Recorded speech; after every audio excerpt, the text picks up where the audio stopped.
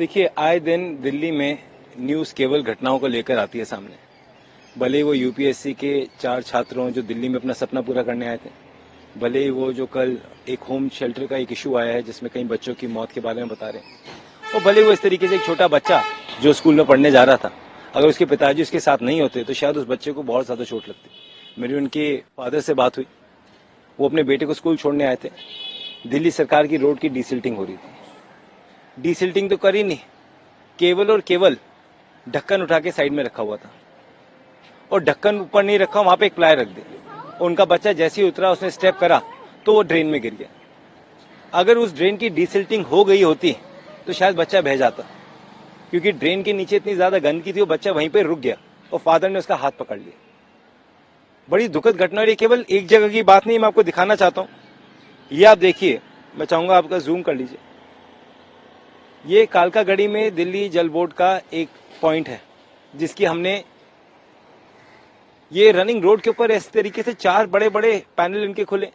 मैंने खुद हमारे यहाँ के जो सेम एरिया आता है, कस्तूरबा नगर विधानसभा का पार्ट है, डिफेंस कॉलोनी भी कालकागढ़ी पे, किसी को कोई असर ही नहीं पड़ता। किसी की जान जाए, इन अधिकारियों को कुछ नहीं जाता। इनका फोकस केवल और केवल बातें घुमाने में।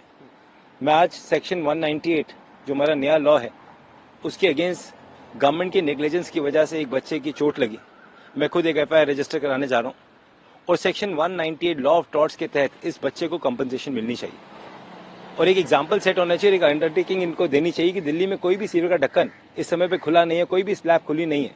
बारिश का मौसम है, अधिकतर रोड में पानी भरा हुआ है, नीचे गड्ढा है, उससे गिर सकता है व्यक्ति। सीवर का या कोई नाली का ढक्कन खुला, उससे गिर सकता है। उसका जिम्मेदार कौन होगा? ये तो शुरू कर देंगे अपना कहना कि हमारी गलती नहीं, तो गलती किसकी है? और उनके फादर ने सीसीटीवी की डिमांड करी है कि दिखाएं किसकी वजह से इंसिडेंट हुआ और कौन इसके पीछे रिस्पॉन्सिबल है, उसके खिलाफ सख्त से सख्त कार्रवाई होनी चाहिए।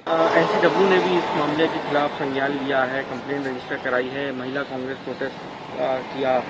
आप कैसे देख रहे हैं, क्योंकि लगातार आतिशी जी ने भी कल ट्वीट किया इस घटना को लेकर, स्वाति मालीवाल प्रमुख रूप से बात करती हुई नजर आई और सरकार पर अपनी सरकार को घेरती हुई नजर आई। आपकी क्या प्रतिक्रिया? देखिए, first of all I feel very sorry for Atishi ji. Atishi ji को सभी दुर्घटनाओं के बीच में अरविंद केजरीवाल जी ने जाके खड़ा कर दिया। केजरीवाल जी के घर में 4 लोग रहते हैं, जिसमें से खुद वो इस समय तिहाड़ जेल में। 2 एकड़ का बंगला केजरीवाल जी का, 140 करोड़ रुपए से बना हुआ बंगला केजरीवाल जी का। उस 1.5-2 एकड़ के घर में मात्र 4 लोग रहते हैं, और जिस तरीके से ये लोग एक सेंटर में रह रहे थे, डबल कैपेसिटी में ये लोग रह रहे थे। वहां पीने को भी पानी की सुविधा नहीं थी, साफ पानी की, खाने की सुविधा नहीं थी, कि मेडिसिन भी अवेलेबल नहीं थी। जो लोग अंदर मेडिकल ट्रीटमेंट के माध्यम से बैठे थे, जिनको दवाइयां चाहिए थी, दवाइयां भी नहीं मिल रही थी। और ये सरकार हेल्थ मॉडल लेकर चलती थी कि दिल्ली का हेल्थ मॉडल सबसे नंबर 1 है। केजरीवाल जी बीमार हो तो मैक्स हॉस्पिटल में जाएंगे, सत्येंद्र जैन जी बीमार हो तो मैक्स हॉस्पिटल में जाएंगे, मनीष सिसोदिया जी बीमार हो तो मैक्स हॉस्पिटल में जाएंगे।